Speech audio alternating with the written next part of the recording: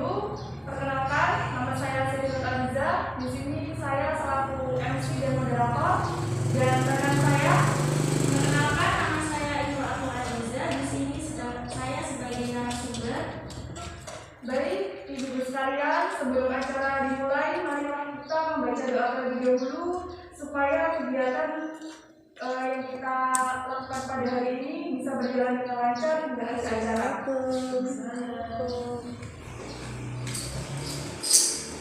Berdoa mulai.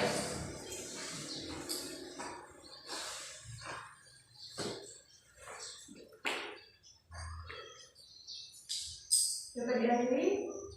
Baik, untuk mempersingkat waktu, langsung saja kepada narasumber Ibu Al-Azizah dipersilakan untuk memaparkan materi yang akan disampaikan.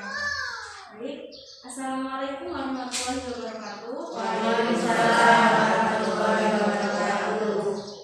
Di sini saya sebagai narasumber akan menyampaikan materi tentang pelatihan public speaking untuk mengembangkan kemampuan fisik motorik anak dengan kegiatan bermain terintegrasi. Nah, sebelumnya di sini saya akan menjelaskan tentang beberapa aspek perkembangan yang ada pada anak. Yang pertama, aspek perkembangan yang pertama adalah nilai agama dan moral. Nah, nilai agama dan moral ini adalah aspek perkembangan yang mencakup tentang agama dan moral yang dimiliki oleh anak usia dini. Lalu yang kedua, aspek yang kedua yaitu ada aspek kognitif. Nah, aspek kognitif ini apa Ibu? Aspek kognitif ini adalah aspek perkembangan yang di dalamnya mencakup tentang pemikiran konkret yang ada pada anak usia dini, yang di dalamnya mencakup tentang pemecahan masalah dalam kehidupan sehari-hari, bagaimana cara anak berpikir, bagaimana cara anak menyelesaikan masalah, dan lain sebagainya. Lalu untuk yang kedua yaitu ada aspek perkembangan fisik motorik. Nah, aspek perkembangan fisik motorik ini di dalamnya mencakup tentang perkembangan gerak otot yang terjadi pada anak. Lalu yang selanjutnya yaitu ada aspek perkembangan sosial dan emosional. Nah, apa perkembangan sosial emosional ini? Nah, perkembangan sosial emosional ini adalah aspek perkembangan yang di dalamnya mencakup tentang bagaimana cara mengatur anak dalam bersosialisasi, bagaimana cara mengatur anak dalam mengatur emosionalnya dalam kehidupan bermasyarakat, di sekolah, dalam berkeluarga, seperti itu. Lalu yang selanjutnya ada aspek perkembangan bahasa. Nah, dalam aspek perkembangan bahasa ini di dalamnya mencakup tentang bagaimana cara anak berbahasa dengan sopan santun, mengucapkan kata-kata dengan baik dan benar kepada guru, kepada teman, kepada keluarga, dan dalam lingkungan di mana tempat anak tinggal. Lalu yang selanjutnya yaitu ada yang terakhir ada aspek perkembangan seni.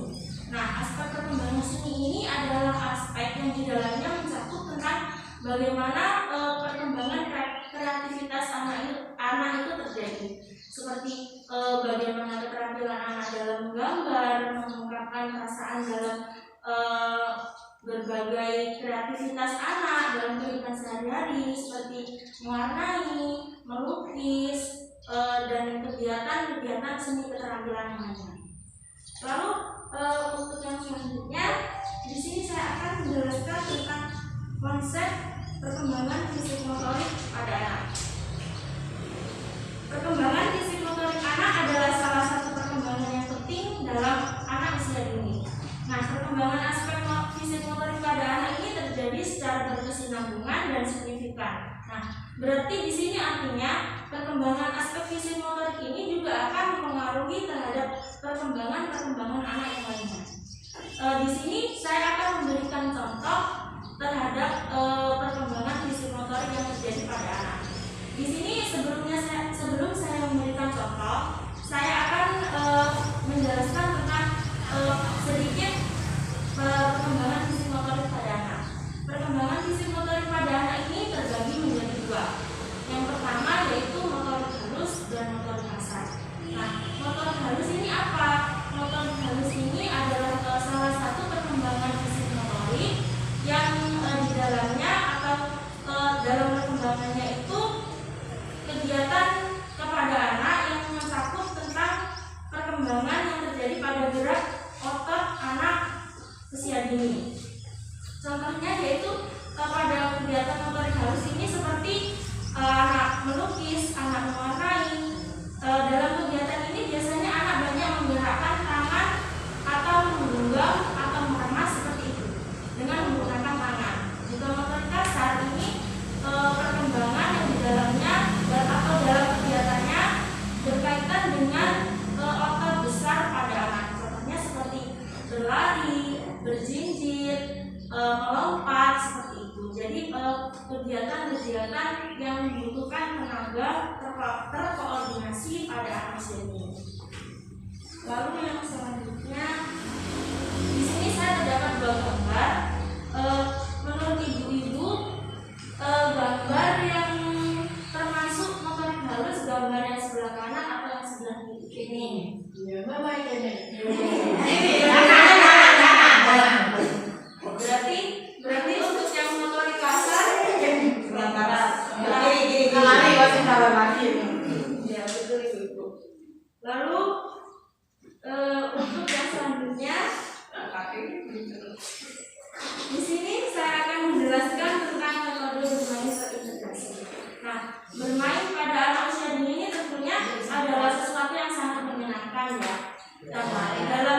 Dalam bermain ini sebetulnya tidak membutuhkan hasil atau nilai tertentu dalam melakukannya, tetapi biasanya dalam bermain ini mencakup tentang tujuan tertentu, seperti biasanya bermain ini ditujukan untuk mengembangkan aspek apa seperti itu. Biasanya dalam sekolah-sekolah itu dalam sekolah PAUD ya, dalam sekolah TK itu biasanya bermain itu memiliki tujuan untuk mengembangkan beberapa aspek, seperti aspek-aspek yang sudah saya jelaskan tadi, seperti aspek fisik motorik, sosial, emosional. Contohnya saya mengambil contoh permainan anak dalam bermain mewarnai. Nah, di sini mewarnai kan termasuk dalam motorik halus ya.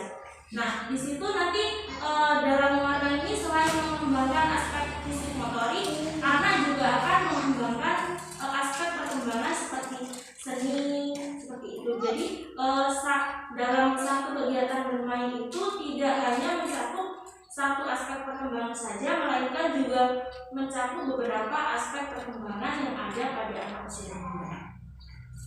Lalu yang selanjutnya, di sini saya akan menjelaskan tentang manfaat bermain pada anak. Yang pertama tentunya mengembangkan aspek fisik motorik. Seperti yang sudah saya jelaskan tadi bahwa dalam bermain itu tidak hanya mengembangkan satu aspek saja, melainkan juga mengembangkan beberapa aspek yang ada pada anak. Lalu yang kedua mengembangkan aspek sosial. Nah, bagaimana mengembangkan aspek sosial ini? Jadi nanti ketika bermain anak akan dapat bersosialisasi dengan sendirinya dengan temannya. Jadi anak dapat bertanya, dapat bagaimana mengungkapkan perasaannya kepada temannya, dapat mengontrol perasaan dirinya dengan temannya, bagaimana cara anak bersosialisasi dengan guru, bagaimana cara anak berbicara dengan guru seperti itu. Lalu yang ketiga ada mengembangkan aspek emosi atau kepribadian.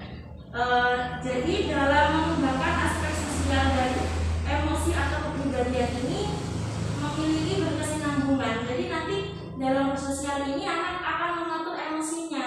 Bagaimana anak nanti dapat mengatur emosinya dalam berbicara, dalam bermain, dalam mengungkapkan perasaan. Nanti ketika anak bermain maka akan muncul kepribadian pada anak. Oh, jadi kepribadiannya anak itu seperti ini, kepribadian anak ini seperti ini. Jadi nanti guru juga akan dapat mengetahui kepribadian masing-masing yang dimiliki oleh anak. Lalu yang keempat yaitu mengembangkan aspek kognitif. Nah, aspek kognitif ini seperti yang sudah saya jelaskan tadi bahwa aspek kognitif ini adalah aspek yang di dalamnya mencakup tentang pemikiran atau pemecahan masalah yang ada pada anak.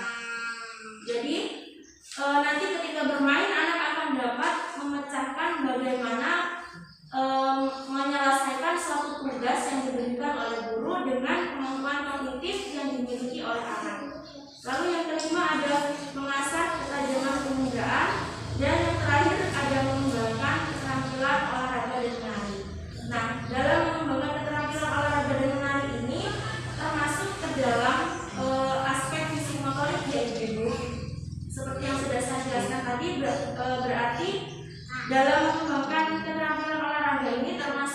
dalam fisik motorik halus atau motorik kasar.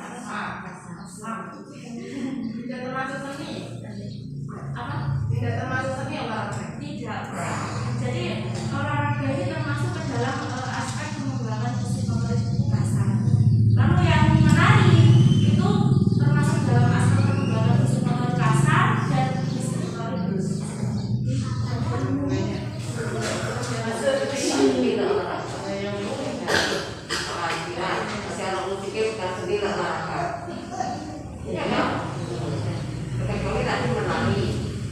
Lalu yang selanjutnya peran penting orang tua dalam membantu mengembang pada anak.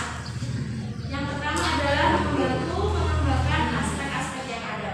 Jadi di sini tugas orang tua itu tidak hanya membiarkan anak bermain begitu saja ya, tapi juga membantu anak dalam mengembangkan aspek-aspek yang ada. Di sini yang dimaksud adalah orang tua harus benar-benar memperhatikan bagaimana perkembangan anaknya selama di sekolah.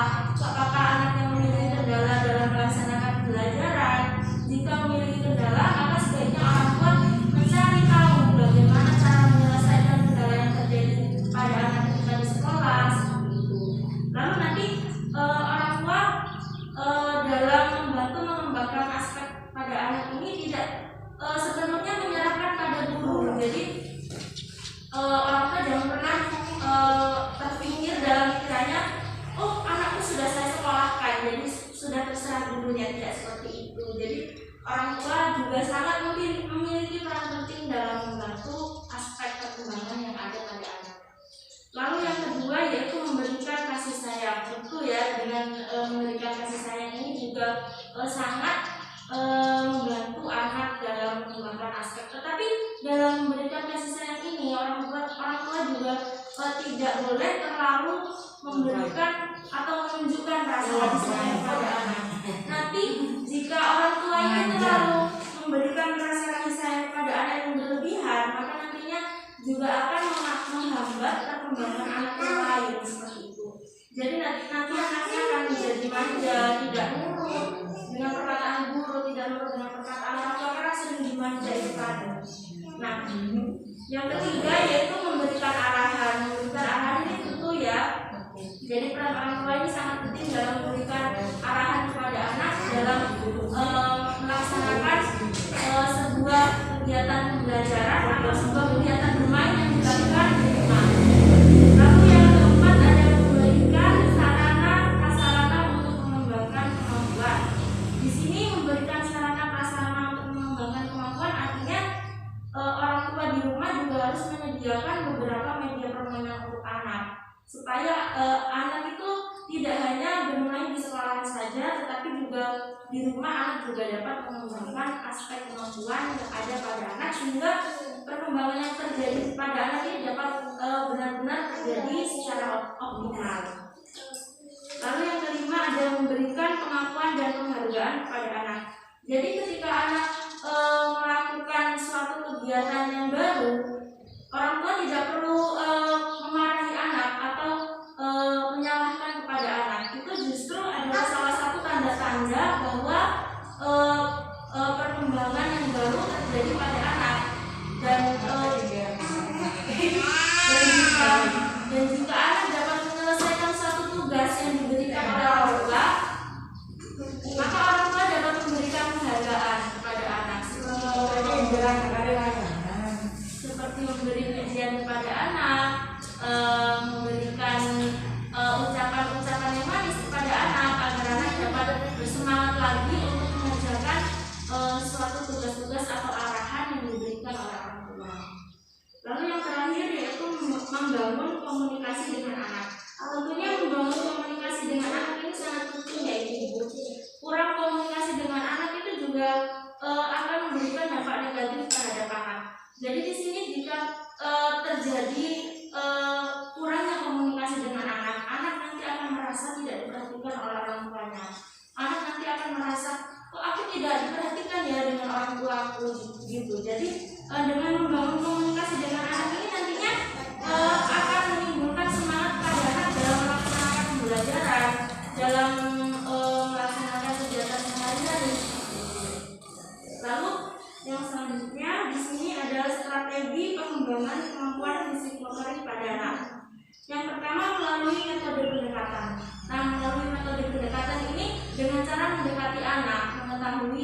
dan menganalisis bagaimanakah perkembangan yang terjadi pada anak, bagaimanakah suatu kekurangan perkembangan yang terjadi pada anak, kendala-kendala yang terjadi pada anak, seperti itu. Jadi nanti dengan metode pendekatan ini orang tua akan mengetahui, oh anakku masih kurang dalam pembelajaran ini, oh anakku masih kok tidak sama ya dengan teman-teman yang lainnya, apa yang salah dari anak saya gitu. Jadi dengan begitu nanti orang tua bisa mulai mengatasi atau memberikan pelatihan-pelatihan sedikit pada anak ketika di rumah dalam rangka menyelesaikan kendala pembelajaran yang terjadi di sekolah. Lalu yang kedua ada bermain langsung bersama anak. Nah, bermain langsung bersama anak ini tentunya juga adalah strategi pengembangan kemampuan fisik motorik pada anak. Jadi ketika di rumah orang tua juga mengamati dan jika bisa ikut bermain langsung dengan anak. Jadi tidak hanya membiarkan anak bermain begitu saja. Dengan orang tua bermain langsung dengan anak ketika di rumah, nanti akhirnya anak akan mendapat arahan, mendapat masukan dari orang tua bagaimana cara bermain yang benar, bagaimana cara mengembangkan aspek yang benar, seperti itu. Lalu yang ketiga ada menirukan dan mengikuti gerakan orang tua. Menirukan dan mengikuti gerakan orang tua dalam pengembangan fisik motorik ini dalam kehidupan sehari-hari, contohnya dengan contoh sederhananya saja dengan mengajak anak memegang sapu, mengajak anak untuk mengikuti bagaimana cara menyapu, seperti itu dalam contoh sederhana dalam kehidupan sehari-hari. Lalu yang keempat ada melakukan kegiatan role play bersama anak. Nah, kegiatan role play ini adalah kegiatan bermain peran.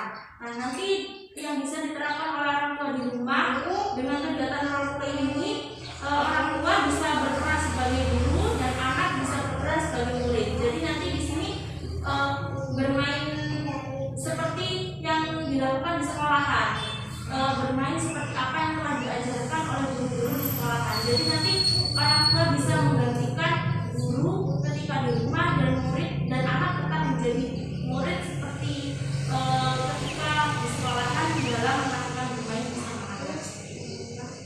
Lalu yang terakhir di sini materi yang terakhir yaitu pemberian stimulasi dan langkah-langkah pemberian stimulasi pada anak. Yang pertama di sini adalah dengan melakukan pendekatan pada anak seperti yang sudah saya jelaskan tadi. Lalu yang kedua ada melakukan komunikasi yang baik antara orang tua dan anak. Lalu yang ketiga menggali sifat keingintahuan yang ada pada anak. Menggali sifat keingintahuan ini sangat penting. Jadi nanti dalam melakukan bermain ini kita harus melakukan komunikasi yang baik dan bertanya-tanya kepada anak. Ini tentang apa? Ini kamu belajar tentang apa? Ini warna apa? Nanti dalam kegiatan bermain itu, dalam kegiatan bermain sama belajar itu, anak akan mulai timbul rasa keingintahuan dalam dirinya sendiri. Nanti anak akan mulai bertanya-tanya terhadap orang tua, ini warna apa ya Bu? Ini fungsinya apa ya Bu? Seperti itu. Lalu yang keempat ada mengajak anak untuk bermain bersama seperti yang sudah saya jelaskan tadi. Lalu yang kelima ada memperhatikan dan menjaga anak ketika sedang bermain. Yang keenam ada membiarkan anak untuk mengeksplorasi kegiatan bermain yang dilakukan. Nah, membiarkan anak untuk mengeksplorasi kegiatan bermain yang dilakukan ini, ketika bermain kan sudah saya jelaskan tadi bahwa orang tua harus ikut andil dalam kegiatan bermain anak. Nah, nanti di sini biarkan anak mengeksplorasi media-media permainan yang digunakan oleh anak. Nanti di situ akan timbul pengetahuan-pengetahuan baru, keterampilan-keterampilan baru yang dimiliki oleh anak sehingga dapat mengembangkan aspek-aspek perkembangan yang ada pada anak. Lalu yang ketujuh yaitu memberi contoh bermain yang benar pada anak. Dan yang kedelapan memberikan arahan apabila anak melakukan kesalahan. Dan yang kesembilan memberikan pujian dan penghargaan apabila anak dapat melakukan permainan dengan baik dan benar. Nah, itu tadi pemberian stimulus dan langkah-langkah pemberian stimulasi pada anak. Lalu dan materi-materi yang sudah saya jelaskan tadi. Sekian pemaparan materi dari saya. Di sini saya akan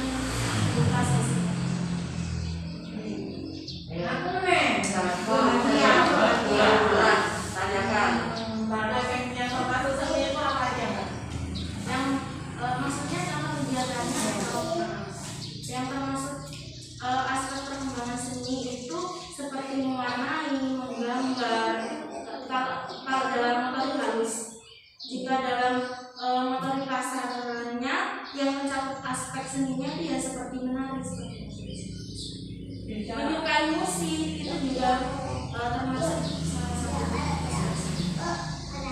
Bisa menghandle anak-anak motorik halusnya kurang iya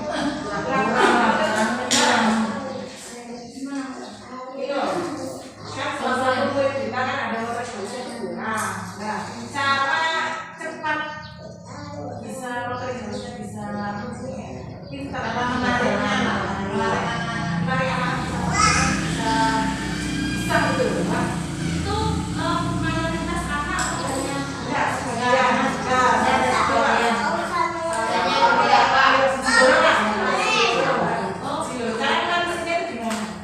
Ya bisa melalui pendekatan atau memberikan contoh-contoh dari guru. Jadi guru bisa melakukan pendekatan terhadap satu persatu anak yang Iya, cuma ya kurang apa itu kurang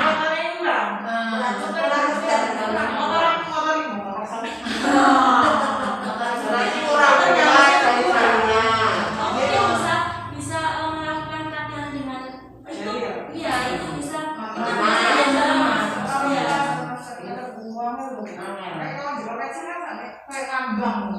iya bisa melakukan pelatihan-pelatihan sederhana seperti menggenggam kertas, menggenggam bola, melempar bola, menyontek kertas juga bisa.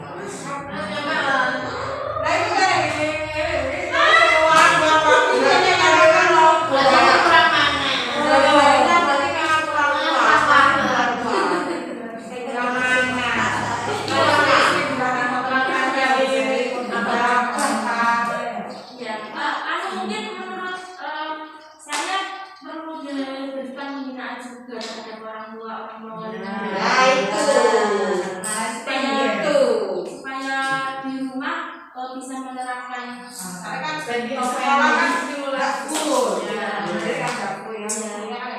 mungkin di rumah orang tuanya kurang DKB ya parenting diri.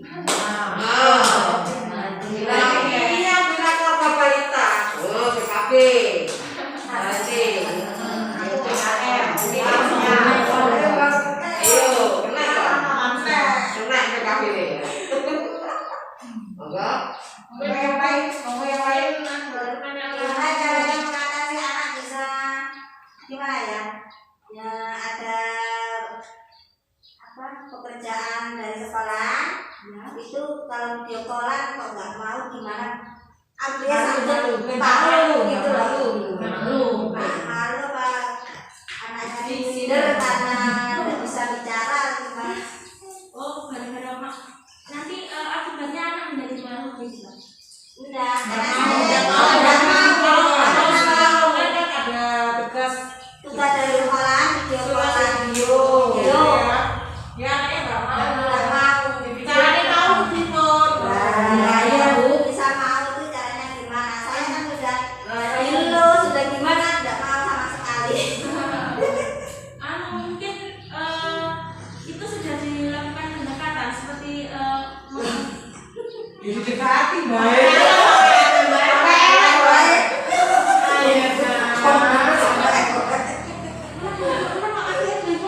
kan memang konsentrasi anak itu hanya sekitar 12 sampai 15 menit saja ya dalam melakukan sesuatu. Jadi mungkin memang butuh ketelatenan, butuh kesabaran supaya anak benar-benar bisa mengikuti arahan dari orang tua. Jadi nanti memberikan arahan atau pendekatannya itu jangan hanya pada saat kegiatan melakukan dulu saja, pada saat ingin melakukan kegiatan dulu saja. Jadi dalam kehidupan sehari-hari itu juga harus memberikan kasih sayang dan pendekatan kepada anak. Jadi supaya anak-anak itu memang benar-benar dapat nurut gitu loh, dapat benar-benar mengerti gitu apa itu sudah konsentrasi antara 5 sampai 15 menit. Sebagai orang dewasa, anak-anak masih bisa. Tapi kalau memang anak-anak di bawah usia 12 tahun sudah bisa jenuh. Ini harus banyak juga belajar akan hal itu. Berarti memang sampai di sini ke tempat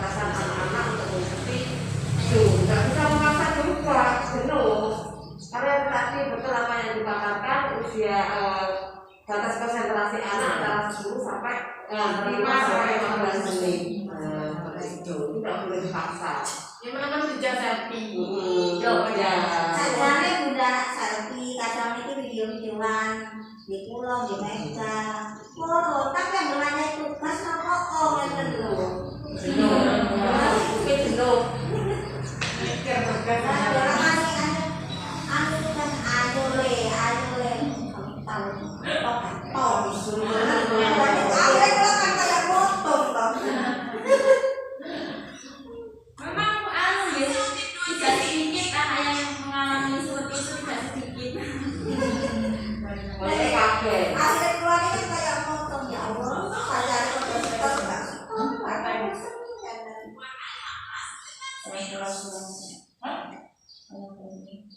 Mungkin dari pertanyaan ibu ini tadi ada yang ingin menanyakan.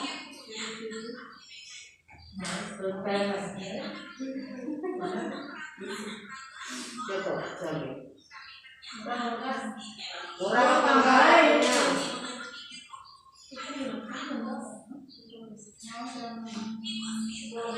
Nanti jam 10 kurang seperempat. Jam 10 menit sekarang jam 10 lewat 10.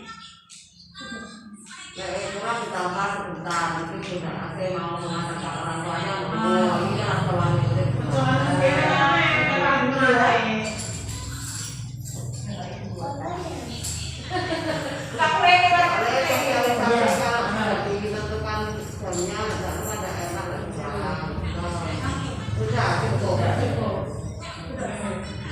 Baik ibu-ibu, karena pemaparan materi sudah diramalkan dengan sangat baik dan antusias dari ibu juga sangat luar biasa.